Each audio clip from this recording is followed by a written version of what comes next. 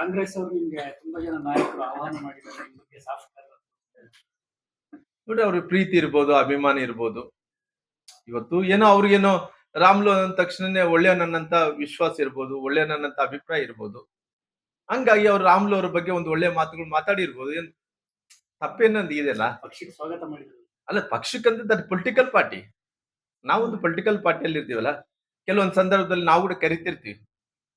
ಅವ್ರುಗಳು ಕಾಂಗ್ರೆಸ್ ನಾಯಕರೆಲ್ಲರೂ ಕೂಡ ಬರ್ರಿ ಬರ್ರಿ ಬರ್ರಿ ಅಂತ ಕರಿತಿರ್ತೀವಿ. ಅಂದ್ರೆ ಇವಾಗೆಲ್ಲ ಪೊಲಿಟಿಕಲ್ ಪಾರ್ಟಿಯಲ್ಲಿ ನಾವು ಮಾತಾಡ್ಬೇಕಾಗುತ್ತಲ್ಲ. ಮಾತಾಡಿದ್ರೆ ಜನರಿಗೆ ಒಂದು ರೀತಿ ಇಲ್ಲಪ್ಪ, ಎಲ್ಲೋ ಒಂದ್ ಕಡೆ ಯಾರೋ ಪೊಲಿಟಿಕಲ್ ಸಿಸ್ಟಮ್ ದಲ್ಲಿ ಬಹಳಷ್ಟು ವರ್ಷಗಳ ಕಾಲ ರಾಜಕಾರಣದಲ್ಲಿ ದುಡಿದಾನ, ಕೆಲಸ ಮಾಡಿದಾನ, ಇಡೀ ರಾಜ್ಯದಲ್ಲಿ ಸಂಘಟನೆ ಮಾಡಿದಾನ. ಅಂತ ಸಂದರ್ಭದಲ್ಲಿ ಆ ಪೊಲಿಟಿಕಲ್ ಪಾರ್ಟಿಯಲ್ಲಿ ಯಾವುದೇ ಪಾರ್ಟಿಯಲ್ಲಿ ಇದ್ದಂತ ವ್ಯಕ್ತಿಗಳಿಗೆ ತೊಂದರೆ ಆದಂತ ಟೈಮಲ್ಲಿ ಒಂದು ಪಾರ್ಟಿಯಿಂದ ಒಂದು ಪಾರ್ಟಿ ಕರೆದು ಸಹಜ. ಅದು ಹೋಗೋದು ಬಿಡೋದು ಅನ್ನೋಂಥದ್ದು ಅದು ಪಾರ್ಟಿ ತೀರ್ಮಾನ ತಗೊಂತ ನಮ್ಮ ಮನಸ್ಥಿತಿಗೆ ತೀರ್ಮಾನ ತಗೋಬೇಕಾಗುತ್ತೆ. ಸಂಪರ್ಕ ಮಾಡಿದ್ದಾರೆ. ಅಲ್ಲ, ಸಂಪರ್ಕ ಮಾಡಿದಾರೆ ಅನ್ನೋದಕ್ಕೆ ನಾನು ಆಲ್ರೆಡಿ ಹೇಳಿದಿನಲ್ಲ ವಿಚಾರ. ಮತ್ತೆ ಪದೇ ಪದೇ ಅದ್ರ ವಿಚಾರದಲ್ಲಿ ಬೇಕಿಲ್ಲ ಅಂತ ಹೇಳ್ಕೊಂಡಿನಿ. ರಾಜ್ಯದಲ್ಲಿ ಸಿಎಂ ಬದಲಾಗ್ತಾರೆ ನೋಡ್ರಿ, ನಾನು ನನಗೆ ಯಾವ್ದು ಅವರು ಪಾರ್ಟಿ ಇಂಟರ್ನಲ್ ಪಾರ್ಟಿಯಲ್ಲಿ ಏನಾಗ್ತದೆ ನಮಗೇನು ಗೊತ್ತಿಲ್ಲ. ಅದ್ರ ಬಗ್ಗೆ ಏನು ಮಾಹಿತಿ ಇಲ್ಲ. ಯಾಕಂದ್ರೆ ನಮಗೇನಿದೆ, ನಮ್ಮ ಪಾರ್ಟಿಯಲ್ಲಿ ಏನೋ ಆಗ್ತಾ ಇದ್ದಾನೆ ಅದ್ರ ಬಗ್ಗೆನೇ ಮಾಹಿತಿ ಕೊಡೋಂತ ಕೆಲಸ ಮಾಡಿದೀನಿ. ಅವ್ರು ಯಾರು ಮುಖ್ಯಮಂತ್ರಿಗಳು ಆಗ್ತಾರೋ, ಇನ್ನು ಮುಂದೆ ಯಾರು ಮುಖ್ಯಮಂತ್ರಿಗಳಾಗಬೇಕು, ಅವ್ರ ಸರ್ಕಾರದಲ್ಲಿ ಏನಾಗ್ತದೆ ಅದ್ರ ಬಗ್ಗೆ ನಾನು ಯಾವ್ದೇ ಯೋಚನೆ ಮಾಡಕ್ ಹೋಗ್ಲಿ. ಅದ್ರ ಬಗ್ಗೆ ತಲೆ ಕೆಡಿಸ್ಕೊಂಡಿಲ್ಲ. ಅದ್ರ ಬಗ್ಗೆ ನನ್ನ ಮಾಹಿತಿ ಕೂಡ ಇಲ್ಲ. ಸರಿ, ಈ ಗುಂಪುಗಾರಿಕೆ ಇಲ್ಲಾರ್ದಂತೆ ಮಾಡ್ತೀನಿ.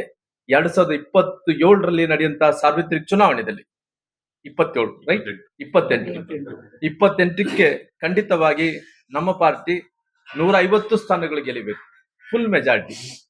ಇವತ್ತಿನ ಕಾಂಗ್ರೆಸ್ ಅವರು 131, 136 ಸ್ಥಾನಗಳು ಗೆದ್ದು ಅವ್ರೇನಿಲ್ಲ ಬಹಳಷ್ಟು ನಮ್ಮ ಕರ್ನಾಟಕದಲ್ಲಿ ಲಾರ್ಜೆಸ್ಟ್ ಸಂಖ್ಯೆಯಲ್ಲಿ ಗೆದ್ದಿರುವಂತ ಪಾರ್ಟಿ ಅಂತೇಳಿ ಏನೋ ನೀಗ್ತಾ ಇದ್ದಾರೋ, ಮುಂಬರುವಂತ ದಿನಗಳಲ್ಲಿ ಖಂಡಿತವಾಗಿ ನಮ್ಮ ಪಾರ್ಟಿ 150ಕ್ಕೂ ಹೆಚ್ಚು ಸ್ಥಾನಗಳು ಗೆಲ್ಲುವಂತ ಕೆಲಸ ಇವತ್ತು ನನಗೆ ಅವಕಾಶ, ಹಿಂದುಳಿದಂತ ಜಾತಿಗಳು ಎಸ್ಟಿಗಳಿಗೆ ಅವಕಾಶ ಮಾಡಿಕೊಟ್ರೆ ಖಂಡಿತವಾಗಿ ಇವತ್ತು ಒಂದೇ ಜಾತಿ ಅನ್ನತ್ತದಲ್ಲ, ಎಲ್ಲಾ ಆಶೀರ್ವಾದ ಯಡಿಯೂರಪ್ಪ ಅವ್ರದ್ದು.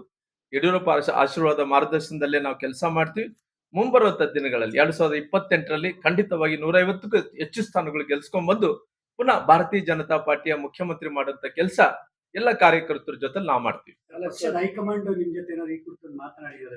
ಇಲ್ಲ, ಯಾವುದು ಇಲ್ಲಿ ತನಕ ಇದೆ, ಯಾವುದೇ ಮಾತುಕತೆ ನಡೆದಿಲ್ಲ.